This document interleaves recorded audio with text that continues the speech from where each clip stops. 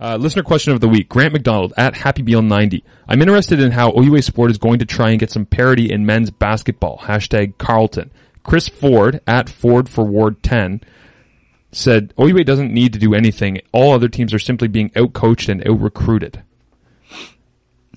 I mean, I think it's different than your Laval spending a bunch of money and it's not the same conversation. It's not like what are you going to impose on Carleton?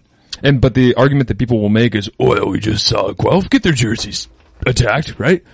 And they're going to say that's how you create parity, but what about Carleton? Well, guess what? Carleton doesn't... Okay, I'm not ready to say that anything creates parity until I see that result. Yeah. Like, that's it. And if what someone if we was just to say that... You're talking about parity, and I understand how the final went, but guess what? Carleton lost 2 games this year to Ottawa and at Windsor. And then they figured it out down the playoff run like Carleton always does because they're a great team with a great coach and 2 of the best 3 players in the entire country.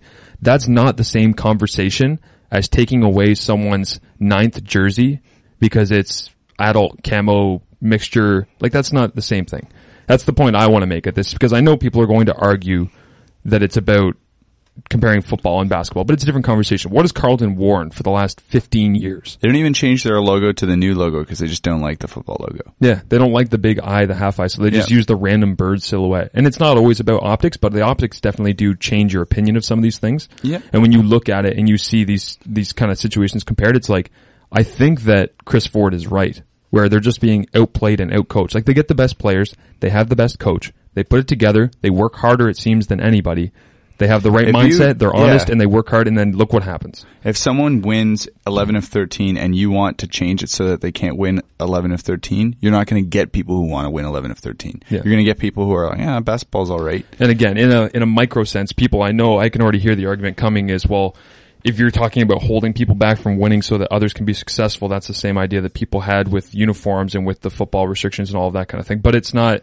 They are 2 very different conversations, and in the football side of things, you're not even talking about that anyways. We already addressed that anyways. You can look up our DJ Bennett interview if you want to get into that. Great of a show is this right now? We've talked about Carleton for so long, and we haven't even answered the question, could Carleton compete in the NCAA, or even brought that up. Yeah. We are good at this. Yeah, wow. We're not the National Post or the Globe and Mail. That's really good. That's awesome. Oh, by the way, Amanda left.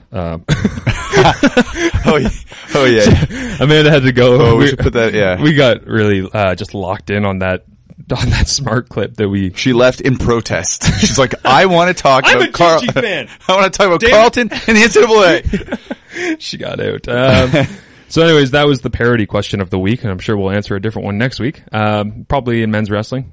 Maybe in track and field with Windsor. Maybe, I don't know. There's Squash it. With Western, again, they're basically playing in the NCAA. From the last thing I remember, it's, guess what, people? Dominance happens in sports, and everybody else has to try and catch up. Doesn't matter what sport it is or how much money you pour in. Mm-hmm. If you want to talk about parity, though, NCAA tournament. Yeah. Of the 11.57 million brackets entered, only 16 had all Sweet 16 teams predicted correctly. 0.0001%. I'm surprised anyone did. I swear. I mean, that's wild. That is wild.